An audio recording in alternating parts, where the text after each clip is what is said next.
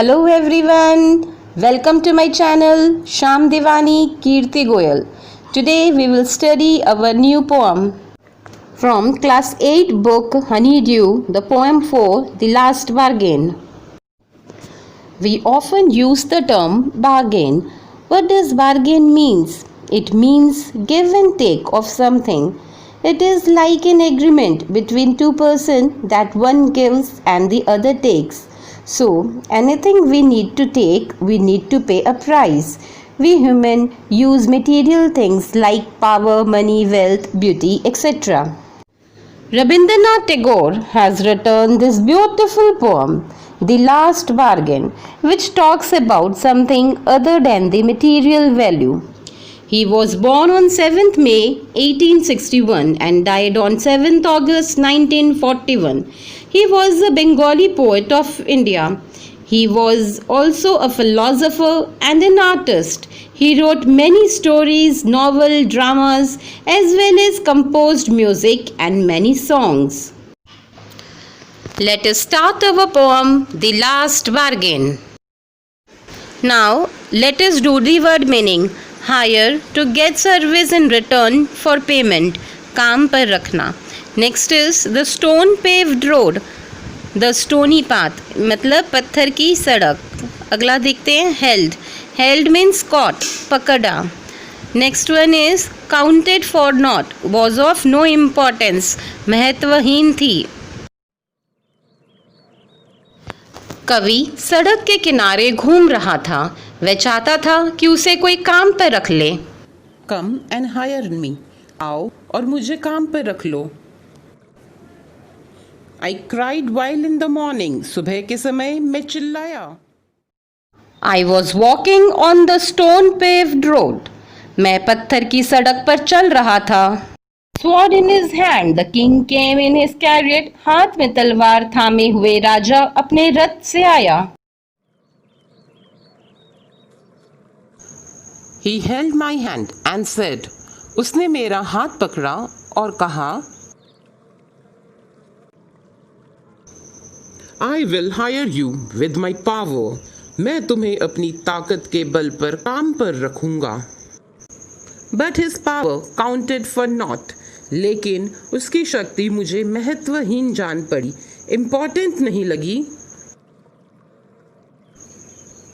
And he went away in his chariot, और राजा अपने रथ पर बैठकर वहां से चला गया. Now let us do the second stanza. Let us do the word meaning. The first one is midday. It means noon, दोपहर. Second one is crooked. It means not straight, टेढ़ी-मेढ़ी. The third one is pondered. It means thought, सोचना. And the last one is turned away. It means went away, चला गया.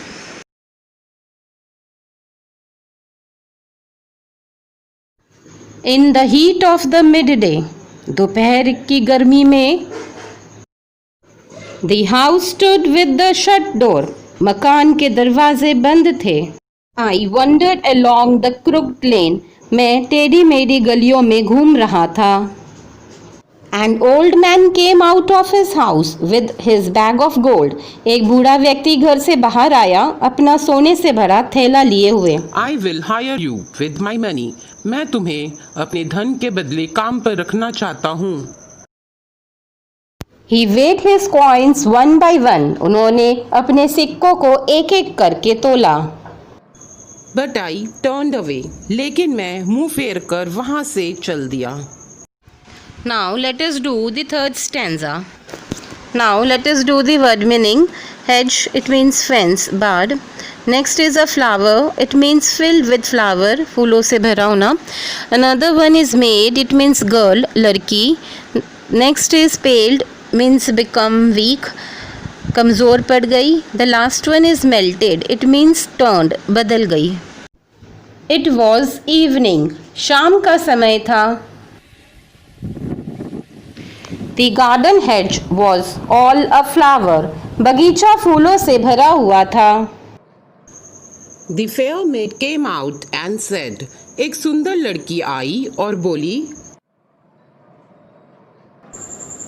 I will hire you with my smile. मैं तुम्हें तुम्हारे काम के बदले में एक मुस्कान दूंगी। Her smile paled and melted into tears. उसकी मुस्कान शीघ्र ही फीकी पड़ गई और वो रोने लगी। And she went back alone. और वो अकेले ही अंधेरे में वापस लौट गई। This is the fourth and the last stanza. Let us do the word meaning. Glistened means stone, chamka. Next is vividly. It means in an erratic manner, man marji se. The next one is henceforward. It means from now on, ab se. The last one is bargain struck, which means deal with was made, sauda ho gaya. The sun glistened on the sand. सूरज रेत पर चमक रहा था। And the sea waves broke vividly. समुद्र की लहरें मन चाहे ढंग से टकरा रही थी। A child was playing with shells. समुद्र तट पर एक बच्चा सिपियों के साथ खेल रहा था। He raised his head. उसने अपना सिर ऊपर उठाया। And seems to know me and said. ऐसा लगता था कि वो मुझे जानता है और उसने बोला I will hire you with nothing. मैं तुम्हें काम पे रखता हूँ बिना किसी चीज के। From henceforward that bargain stuck in the child's play made me a free man. उस समय के बाद से वह सौदा हो गया और मैं बच्चे के साथ खेलता रहा। ऐसा करके मैंने अपनी आज़ादी बनाए रखी। I hope you have understood the poem. Do like and share my video and subscribe my channel Sham Devani Kirti Goyal. Thanks for watching.